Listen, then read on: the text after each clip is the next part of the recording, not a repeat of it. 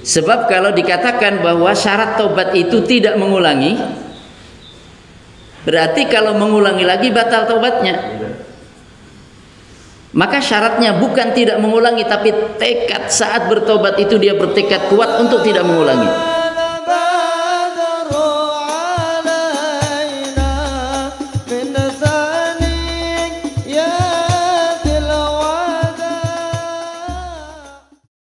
Assalamualaikum warahmatullahi wabarakatuh.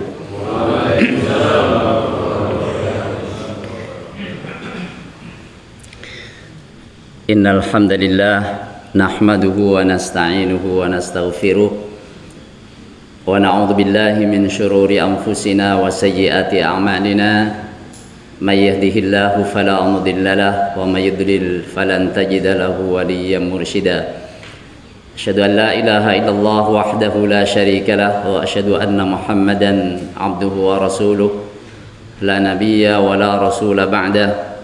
Allahumma salli wa sallim ala nabiyyina wa habibina Muhammad wa ala alihi wa ashabihi wa man sara ala nahjihi wattaba'a hudah. Amma ba'd. Qala Allah Ta'ala wa sari'u ila maghfiratin min rabbikum wa jannah. Sadaqallahul azim. Para masyayikh, para sesepuh, para asatid, saudara-saudara sekalian, para santri, kaum muslimin dan kaum muslimat, semoga kita selalu dalam lindungan Allah, selalu berada dalam bimbingan taufiknya, sehingga kita dimudahkan untuk melakukan ketaatan kepadanya. Amin ya rabbal alamin. Alhamdulillah, pagi hari ini kita dengan izin Allah bisa melanjutkan kajian kita membahas kitab Al-Arba'una fi Asbabil Maghfirah, 40 sebab ampunan. Allah Subhanahu wa taala firmankan, wasari'u ila maghfiratin mir rabbikum. Wasari'u, dan bersegeralah kamu sekalian menuju kemana? Ila maghfiratin, menuju ampunan. Ampunan dari siapa? Mir rabbikum, dari Tuhan kamu sekalian. Allah perintahkan kita semua untuk segera bergegas, bercepat-cepat menuju ampunan Allah. Kalau kita baca penjelasan para ulama tentang ayat ini, bersegera menuju ampunan Allah berarti bersegera melakukan sebab-sebab yang mendatangkan ampunan Allah Subhanahu wa ta'ala. Bersegera melakukan amal-amal yang dengan amal itu dosa-dosa kalian diampuni oleh Allah. Pada kali ini kita akan bahas tentang sebab yang pertama. Setelah pertemuan sebelumnya kita baca tentang muqaddimah, bahwa Allah Subhanahu wa ta'ala dengan kasih sayangnya telah membentangkan kepada umat manusia sebab-sebab yang begitu banyak dalam rangka Allah membuka kesempatan seluas-luasnya kepada umat manusia untuk mendapatkan ampunannya. Disebutkan di sini 40 bukan membatasi, akan tetapi menunjukkan 40 itu banyak, walaupun masih ada sebab-sebab lainnya. Sebab yang pertama adalah at-taubatu, taubat. Bahasa Indonesianya tobat. Kemarin kita baca alinea pertama dan kedua.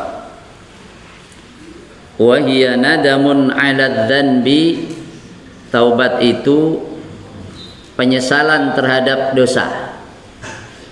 Wa'tirafun bihi, pengakuan terhadapnya, pengakuan dosa itu. Wa iqla'un anhu, dan meninggalkannya. Wa azmun ala adamil mu'awadah, dan tekad untuk tidak mengulangi. Wa aubatun ila rabbil alamin, dan kembali kepada Rabb semesta alam, Tuhan semesta alam, dengan cara bimtithali awamirihi, menjalankan perintah-perintahnya, wajtinabi nawahihi, dan menjauhi larangan-larangannya. Ini pengertian taubat. Di sana ada penyesalan, di sana ada pengakuan, di sana ada penghentian terhadap dosa-dosa, di sana ada tekad untuk tidak mengulangi, dan ditindaklanjuti dengan kembali kepada Allah dengan melaksanakan perintahnya dan menjauhi larangannya. Ini adalah pengertian dari taubat. Salah satu di dalamnya ada pengakuan, ya, iktiraf. Dan pengakuan terhadap dosa ini pangkal. Pengakuan antara seseorang di hadapan Allah Subhanahu wa taala. Maka Nabi Adam mencontohkan pengakuan tentang kesalahannya di hadapan Allah. Rabbana zalamna anfusana wa in lam taghfir lana wa tarhamna lanakunanna minal khasirin. Ini pengakuan siapa? Nabi Adam alaihissalam.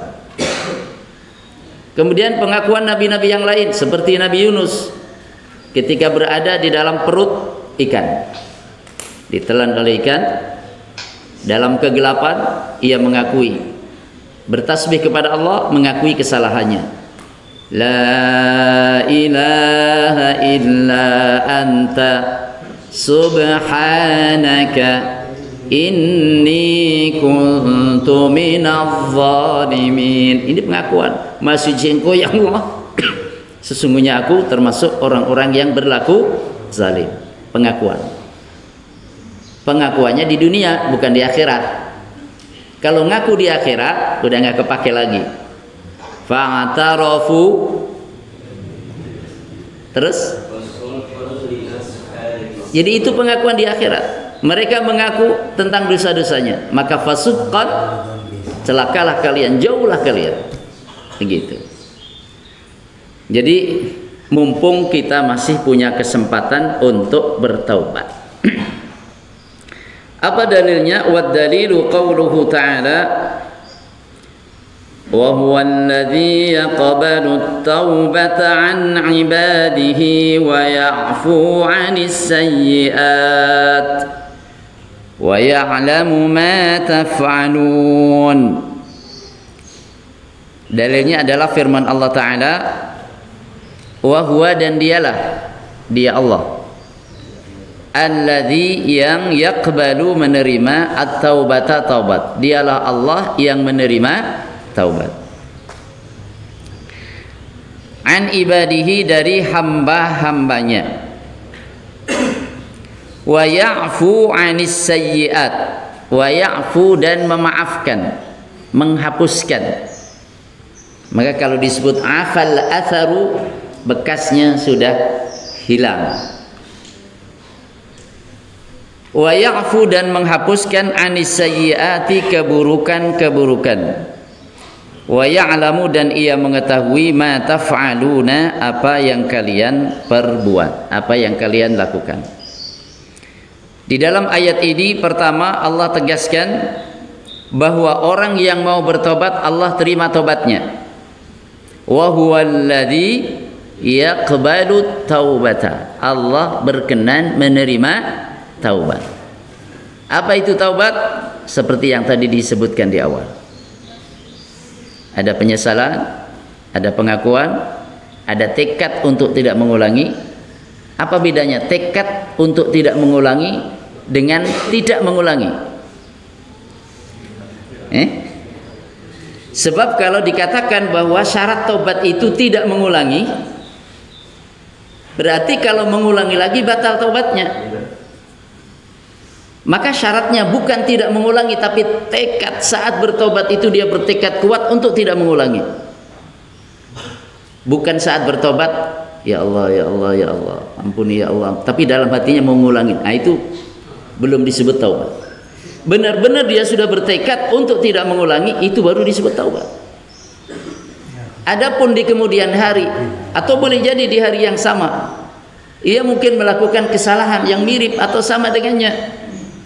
Ya, walaupun sebenarnya dia sudah bertekad, karena lemah menghadapi godaan, lemah menghadapi tantangan yang ada, terjerumus lagi, tidak membatalkan taubat di awalnya, karena saat taubat di awal dia sudah bertekad. Lalu bagaimana? Perbaharui lagi taubatnya, tekad lagi kuatkan, gitu. Maka di antara syarat taubat adalah tekad untuk tidak mengulanginya. Jadi Allah berkenan menerima taubat hambanya. Ketika Allah menerima taubat hambanya, maka Allah hapuskan pula as-sayyi'at, keburukan-keburukan. Allahu Akbar. Kalau manusia, kita sudah berbuat baik kepadanya berbilang tahun, kemudian suatu ketika kita melakukan kesalahan terhadapnya, kadang-kadang sebagian orang yang diingat kesalahannya, betul nggak? Kebaikannya berpuluh tahun seolah-olah tidak ada. Ini manusia. Allah Subhanahu wa ta'ala Maha Pengampun, Maha Penyayang. Ketika hambanya berbuat buruk sepanjang masa, kemudian dia bertobat kepada Allah Subhanahu wa ta'ala, maka keburukan-keburukan sepanjang masa itu Allah hapuskan, dan Allah mulai untuk orang itu dengan catatan baru. Jadi yang diingat oleh Allah adalah taubatnya ini, yang sudah dia lakukan sebelumnya dosa-dosa, ya, kemudian dia sudah menyesali, sudah bertobat daripadanya, Allah hapuskan dan Allah ganti dengan kebaikan-kebaikan. Dalil yang kedua, wa qauluhu ta'ala, dan wa qauluhu sallallahu alaihi wasallam, dan sabda Nabi kita Muhammad sallallahu alaihi wasallam.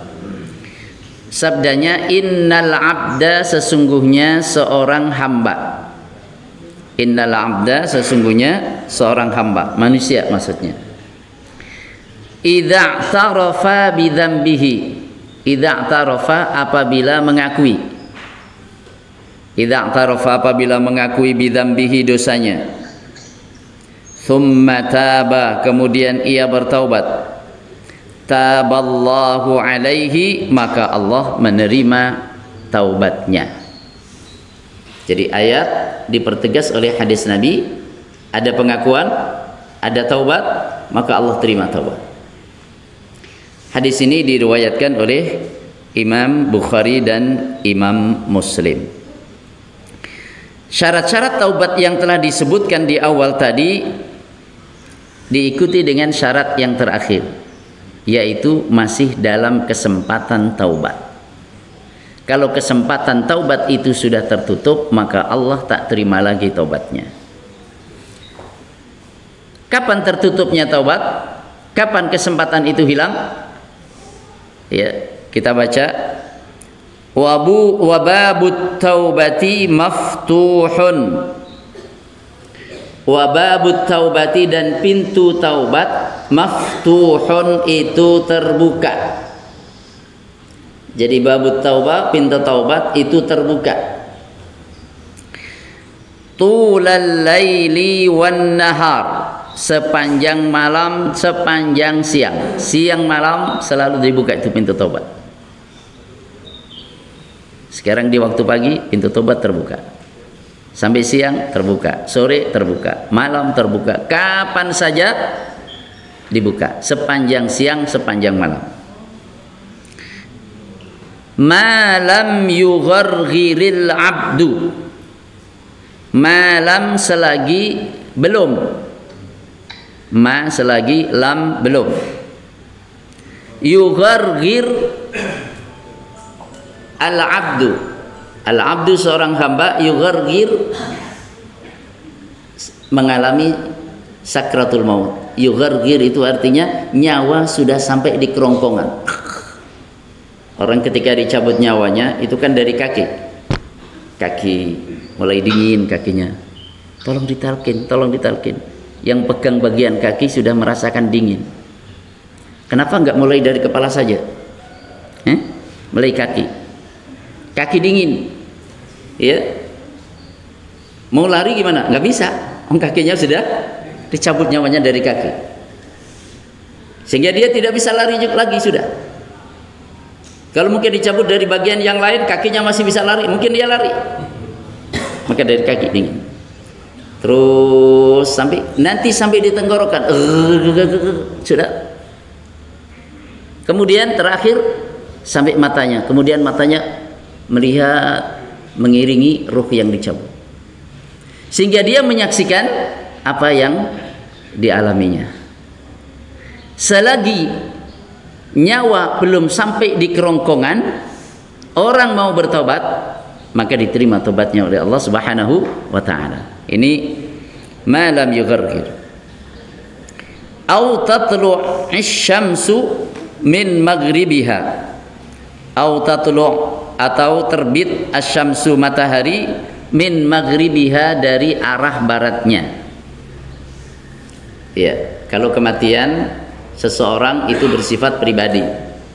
Tapi kalau matahari terbit dari arah barat, berarti ini untuk semuanya. Baik orang masih sehat maupun dalam keadaan sakit, ya, masih bugar, tapi kalau matahari sudah terbit dari arah barat, berarti ini kiamat sudah sedemikian rupa dekat, maka pada waktu itu tidak lagi diterima taubat. Sudah terbit matahari hari ini? Sudah? Ya. Tadi dari mana terbitnya? Dari timur. Alhamdulillah. Berarti pintu taubat masih terbuka. Pintu taubat masih terbuka. Qala sallallahu alaihi wasallam, Nabi sallallahu alaihi wasallam bersabda, innallaha azza wa jalla, sesungguhnya Allah azza wa jalla yaqbalu menerima taubatal abdi, taubat seorang hamba, ma lam yughargir, selagi nyawa belum sampai di kerongkongan. Haditsun hasan rawahu Tirmidzi, diriwayatkan oleh Imam Tirmidzi.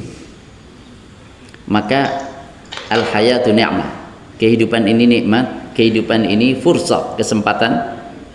Kehidupan ini adalah peluang. Ya, peluang dari Allah Subhanahu wa taala kepada para hambanya untuk mendapatkan ampunannya. Ya, selagi nyawa belum sampai di kerongkongan. Wa qala, dan beliau bersabda, man taba qabla an tatlu'a asy-syamsu min maghribiha taballahu alaihi. Man taba, siapa yang bertaubat, qabla an tatlu'a, sebelum terbit. Apa yang terbit? Asy-syamsu, matahari, min maghribiha, dari arah baratnya, taballahu alaihi, maka Allah menerima tobatnya. Haditsun sahih rawahu Muslim. Jadi syarat taubat di mana seseorang belum sampai ajalnya,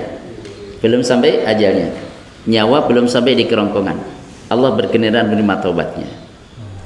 Ketika seseorang bertobat kepada Allah selagi matahari masih terbit dari timur, belum terbit dari barat, berarti tobat masih terbuka. Maka jangan sampai ada yang mengatakan, dosa saya sudah kadung banyak, sudah terlanjur.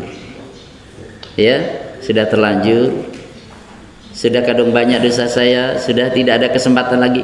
Kita katakan padanya, sebesar apapun dosa seseorang, kalau mau kembali kepada Allah, mau tobat kepada Allah, Allah ampuni. Qul ya ibadiyalladzina asrafu ala anfusihim, katakan, wahai hamba-hambaku yang telah melampaui batas terhadap diri mereka. Jadi dosanya itu sudah ente ame, dosanya itu sudah saking banyaknya. Wahai hamba-hambaku yang telah berlumur dosa, la taqnatu min rahmatillah, janganlah kalian putus asa dari rahmat Allah. Kenapa? Innallaha yaghfirudz dzunuba jami'a, karena sesungguhnya Allah mengampunkan dosa-dosa. Berapa yang diampunkan Allah? Jami'an, semuanya. Semuanya Allah berkenan mengampuni dosa-dosa itu. Begitu. Jadi tidak ada alasan bagi seseorang untuk mengatakan bahwa dosa saya sudah terlampau banyak sehingga tidak mungkin diampunkan Allah. Iya.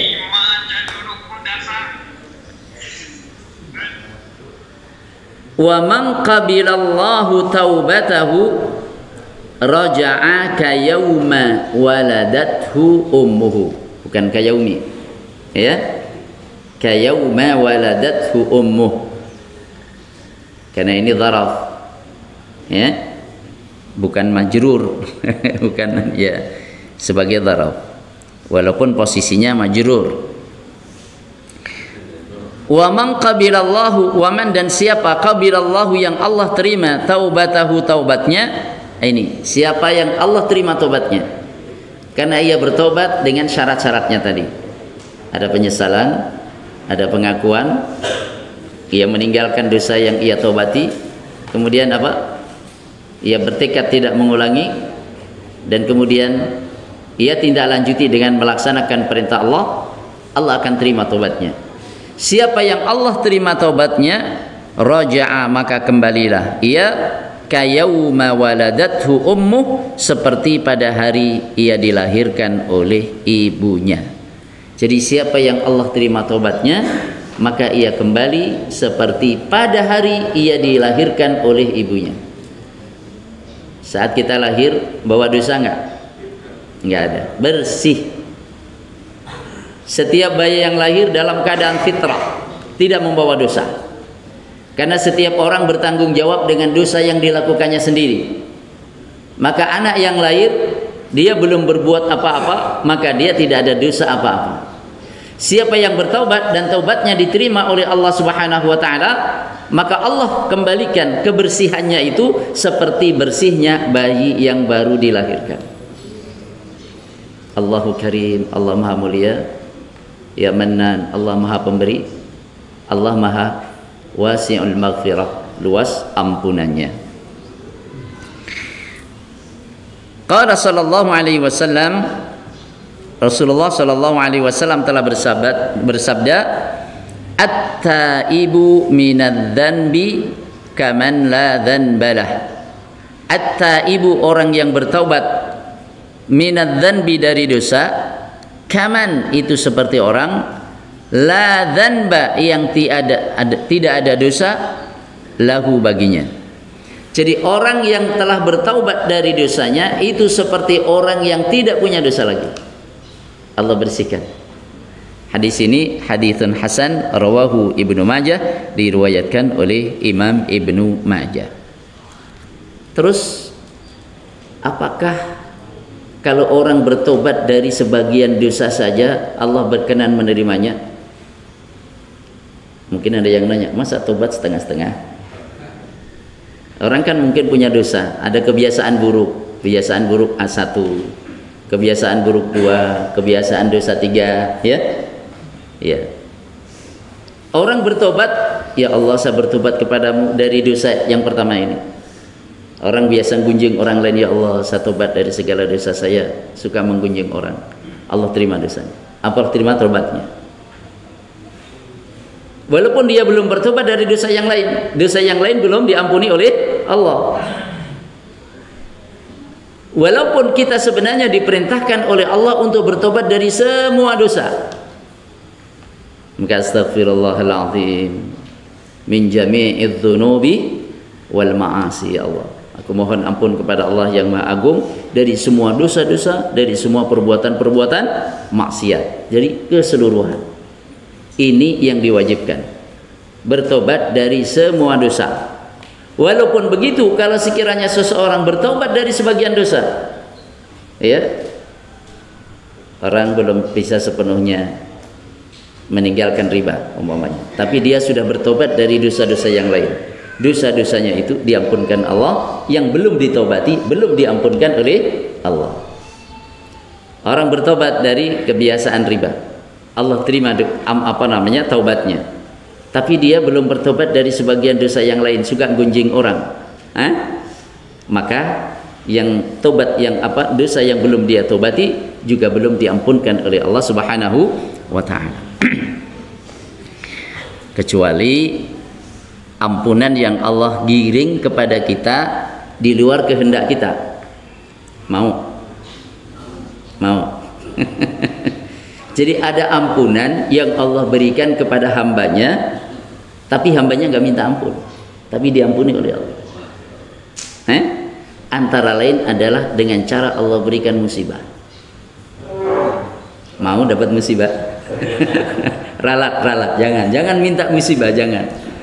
Tapi ketika musibah itu datang, mungkin pusing-pusing, capek, mungkin ini, mungkin itu menghapuskan dosa-dosa. Menghapuskan dosa-dosa. Sehingga seorang mukmin itu dalam berbagai keadaannya enjoy, dalam berbagai keadaannya relax, dalam berbagai keadaannya nyaman, dalam berbagai keadaannya senantiasa bisa menikmati. Ketika dia mendapatkan nikmat bersyukur, ketika mendapatkan musibah bersabar. Yang dengan kesabaran itu sendiri berpahala, pahalanya tak terkira, dan dengan musibah yang diterimanya Allah gugurkan di antara dosa-dosanya. Masya Allah. Bahkan di antara fungsi daripada ujian, fungsi daripada bala itu adalah Allah hendak mengangkat hambanya ke derajat yang tinggi. Jadi ada seorang hamba yang dia punya kedudukan tinggi di sisi Allah, tapi amalnya nggak nyampe. Dia punya kedudukan tinggi di sisi Allah yang telah disiapkan oleh Allah untuknya, tapi kalau dilihat amalnya nggak nyampe ini amalnya. Maka Allah beri orang itu musibah. Yang dengan musibah itu maka Allah angkat dia kepada kepada kedudukan yang tinggi tadi. Nah, ini anugerah dari Allah Subhanahu wa taala kepada siapa yang dikehendakinya. Oleh sebab itu maka para nabi itu ujiannya paling berat, karena kedudukan mereka paling tinggi di sisi Allah Subhanahu wa taala. Kita baca sebab yang kedua, ats-tsani al-istighfar. Yang kedua adalah istighfar alias minta ampun. Wa huwa talabul maghfirati minallahi subhanahu wa ta'ala. Istighfar, wa huwa itu dia istighfar adalah talabul maghfirati, minta ampun minallahi dari Allah subhanahu wa ta'ala, ala ma salafa, alama atas apa salafa yang telah lalu, alama salafa atas apa yang telah lalu, minadz dzunubi dari dosa-dosa. Ya, syukran, jazakallahu khairan. Jadi istighfar adalah minta ampun kepada Allah atas dosa-dosa yang telah berlalu, dosa-dosa yang sudah dilakukan oleh seseorang. Maka astaghfirullah artinya aku minta ampun kepada Allah. Wad dalilu qauluhu ta'ala, dalilnya adalah firman Allah Ta'ala, wa man ya'mal su'an aw yadhlim nafsahu, terus aw yadhlim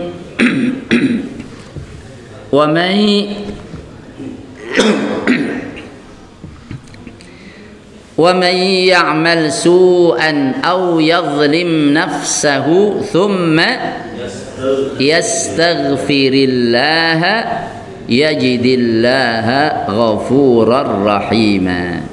Kenapa yastaghfiri? Ya. Kenapa yajidi? Apa yang membuat kasroh? Masa fi'il mudhari' kasroh akhirnya? Yang belajar nahwu? Iya. Ini asalnya sukun sebenarnya, jazm. Thumma yastaghfir yajid, gitu. Tapi bertemu dua huruf mati harus dihidupkan yang pertama. Yastaghfirullah kan susah. Yajidullah susah. Yajid mati terus langsung mati lagi, susah. Makanya dihidupkan. Dan untuk menghidupkan huruf yang mati ketika bertemu dua sukun, yang paling mudah adalah dengan cara dikasrah. Ya, di kasrah. maka menjadi yastaghfirillah, menjadi yajidillah.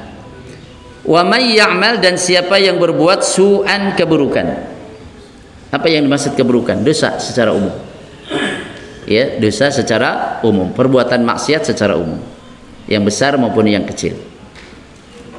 Au yadhlim nafsahu, atau ia berlaku zalim terhadap dirinya. Ini juga perbuatan dosa, perbuatan maksiat secara umum pula, yang besar maupun yang kecil. Ini arti dari masing-masing su'an au yadhlim nafsahu. Itu arti dasarnya.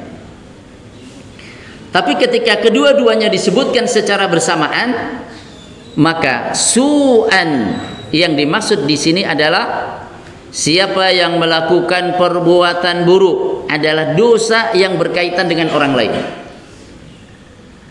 Siapa yang melakukan perbuatan buruk, yaitu perbuatan maksiat atau perbuatan dosa yang ada hubungannya dengan orang lain, berlaku zalim kepada orang lain. Apakah zalim terhadap harga dirinya, apakah zalim terhadap hartanya, apakah zalim terhadap fisiknya, ya. Sedangkan au yadhlim nafsahu, atau dia berlaku zalim terhadap dirinya, maksudnya dosa antara dia dengan Allah. Jadi kalau orang berbuat dosa, itu dia menzalimi dirinya sendiri, menzalimi dirinya sendiri.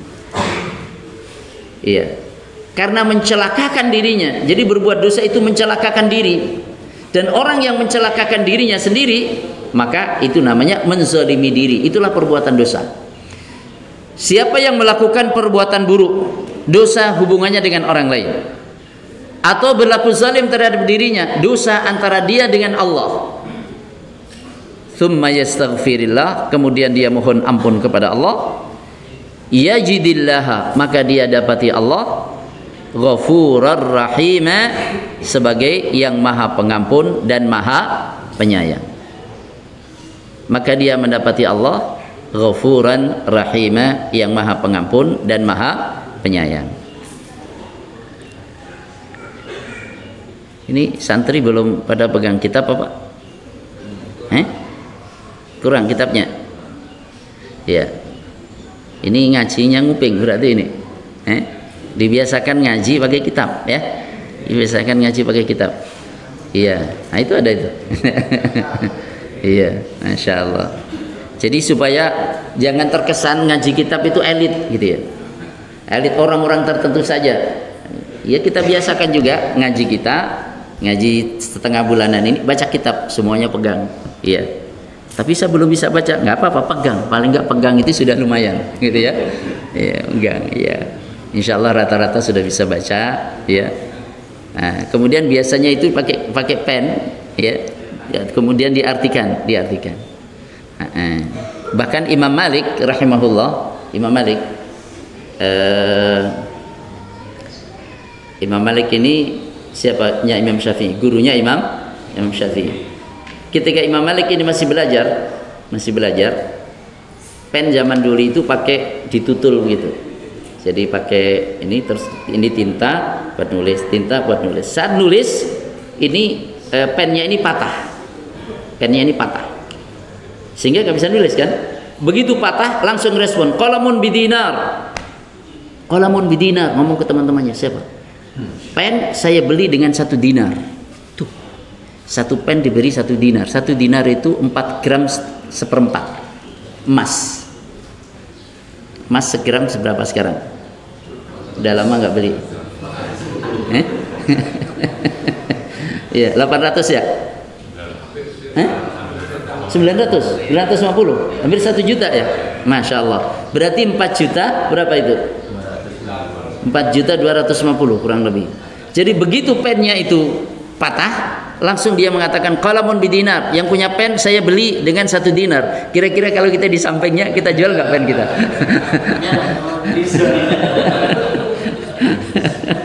Iya, 1 dinar. Ya. Padahal dalam harga normal paling berapa harganya? Iya, harga normal berapa? Mana 1.000 juga banyak kan? Pen harga 1.000. Ini 4.250.000. Mau itu beli, siapa? Imam Malik, supaya tidak ketinggalan dalam mencatat ilmu.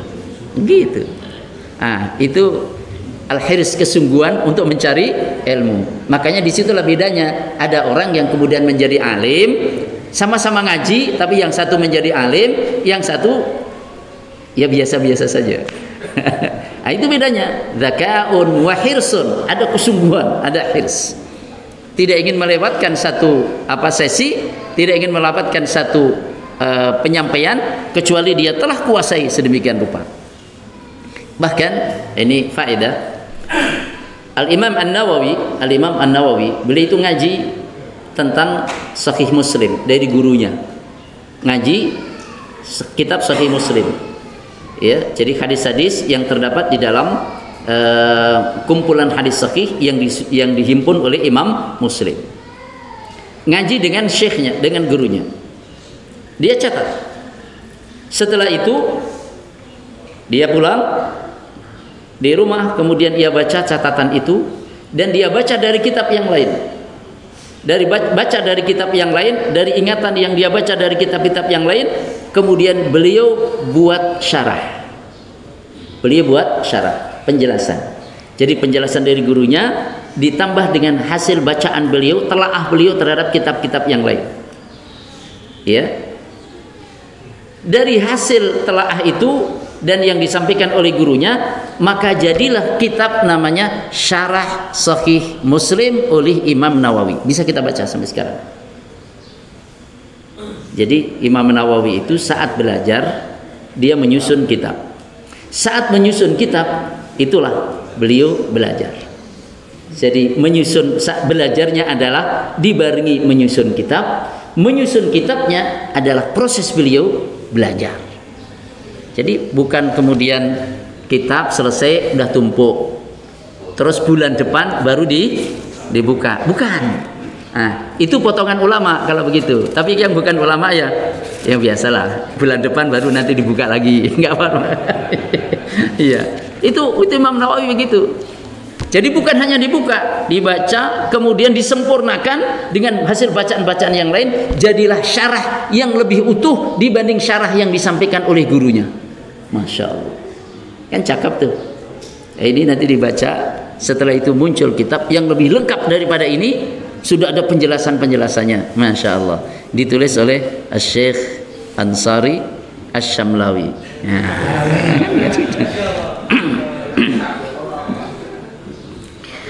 Wa qauluhu sallallahu alaihi wasallam, dan sabda beliau sallallahu alaihi wasallam, nih, ma min dzanbin, tak satu pun dosa.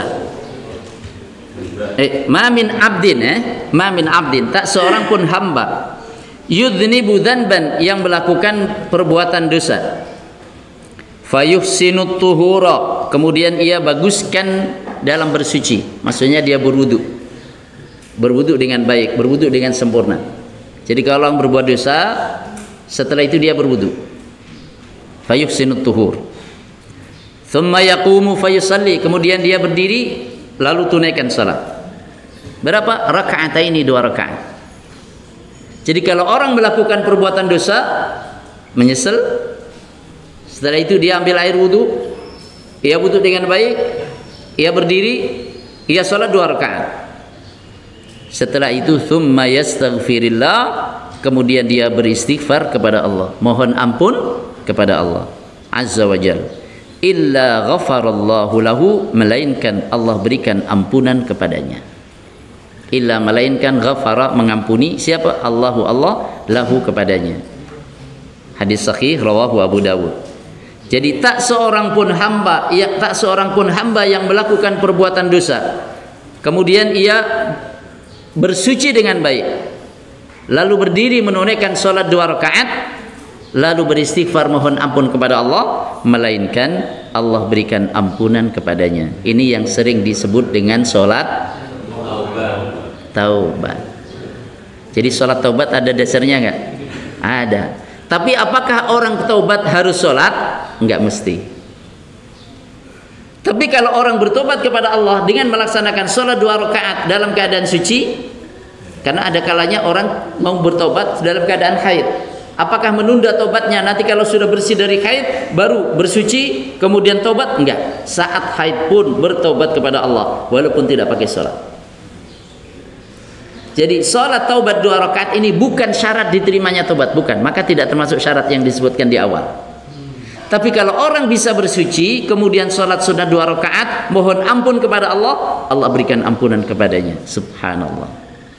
Ini tentang keutamaan istighfar. Terakhir, wa man aktsaral istighfara, siapa yang memperbanyak istighfar.